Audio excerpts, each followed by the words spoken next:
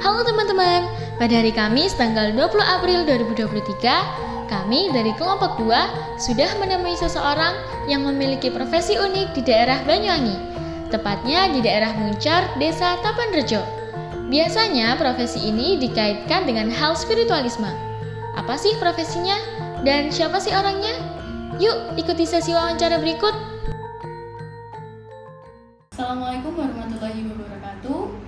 Di sini saya akan mewawancarai seseorang yang berprofesi unik yang sudah saya temukan di Muncar. Dengan Bapak namanya siapa? Bapak Junaid.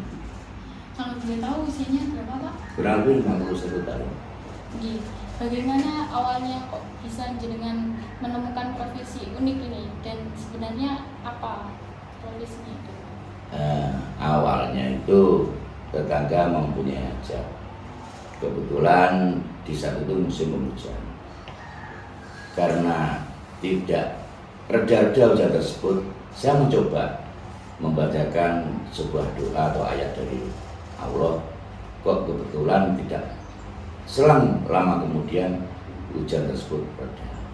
Itu awalnya.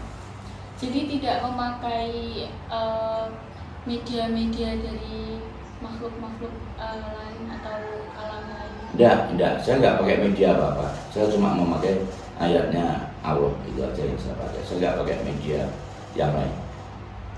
Itu apakah warisan atau jenengan menemukan sendiri? Nah, hal tersebut bukan warisan, namun secara otodidak, kebetulan aja. Begitu. Sudah berapa lama Pak menjalani profesi? Ya, kurang lebih mulai tahun 99. Itu awal sampai sekarang. Berarti orang-orang itu masih menggunakan jasanya jenengan? Insya Allah begitu, sampai detik ini masih sering menggunakan jasa saya. Bagaimana sih pendapat orang-orang ketika jenengan menjalankan profesi ini?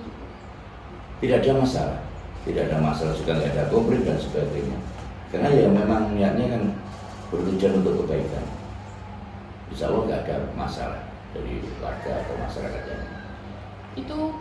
Pas waktu ada tetangga hajatan itu jenengan inisiatif atau ada yang sudah tahu kalau kebanyakan kesini dari sebelah hajat yang mau punya hajat itu kebanyakan kesini sesungguhnya silaturahmi yang sudah minta tolong.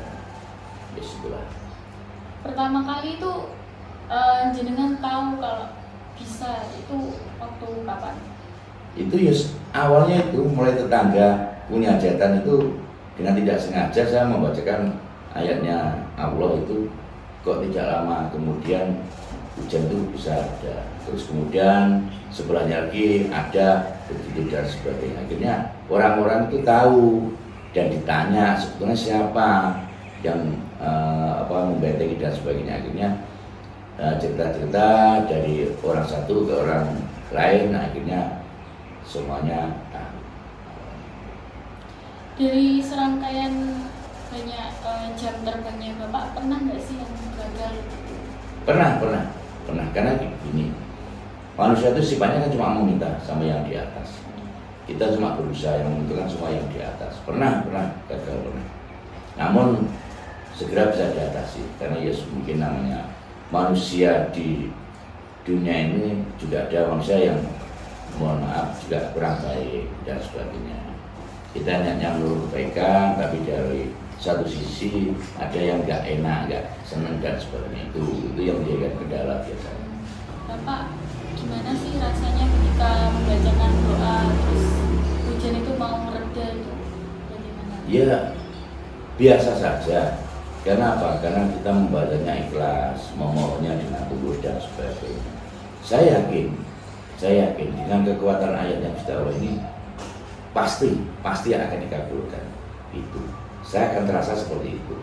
Tidak lama kemudian nggak ada ceritanya sekarang minta sedetik ini, sekarang juga reda tunda, mesti pelan-pelan berangsur. Kalau gitu apakah jenengan pakai sarana prasarana bantuan kayak waktu itu yang di Mandalika yang terkenalnya Mbak Rara itu kan pakai itu sesajen dan sebagainya. Kalau saya sebenarnya tidak, namun dari sebelah hajat itu kadang kadang meminta ya saya cukupi. Itu sebenarnya kalau menurut saya cuma sarana dan prasarana.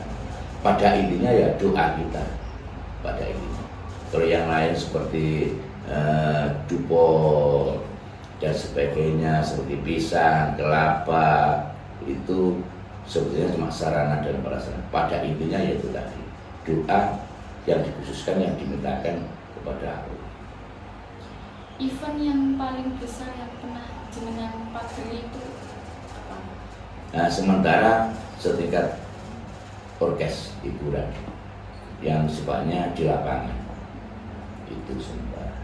Kan besar, apakah mengundang orang lain untuk membantu atau jenengan sendiri bisa handle? Insya Allah saya bisa, namun dari panitia penyelenggara itu terkadang merasa ragu. Nah, akhirnya dia juga minta bantuan selain saya, mungkin ada orang lain monggo, ya nggak apa-apa. Biar apa?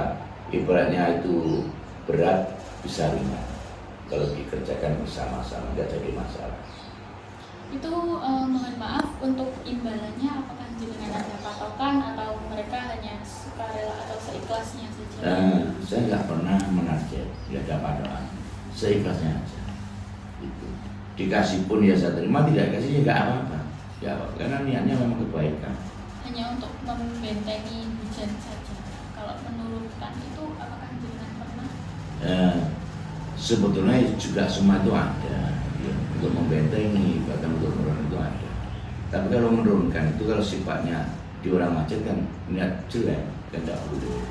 Itu kalau kita untuk membentengi, untuk meminta ibaratnya menyisihkan yang sekiranya mau turun hujan itu disisihkan, bukan diberhentikan, tapi disisihkan, dipindah, sebetulnya itu bahasa. Itu cukup memakan, kalau event besar itu berarti memakan energi yang Ya, kita biasanya kalau event yang besar itu tidak bisa kita diminta, kalau mendadak nggak bisa.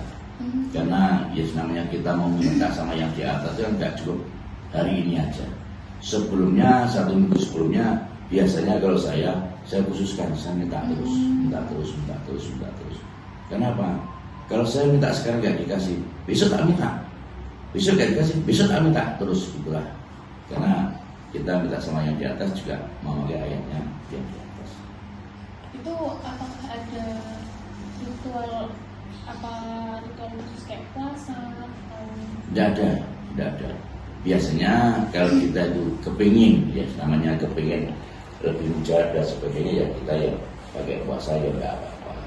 Yang penting ikhlas. Kita itu niatnya ikhlas, niat membantu, dan kita betul-betul meminta sama yang di atas. Jadi nggak sekedar meminta aja, memang harus terus ikhlas meminta sungguh-sungguh. Jadi di sini sudah saya cukupkan wawancara profesi unik yaitu pawang hujan. Terima kasih Bapak sudah diwawancarai. Wassalamualaikum warahmatullahi wabarakatuh.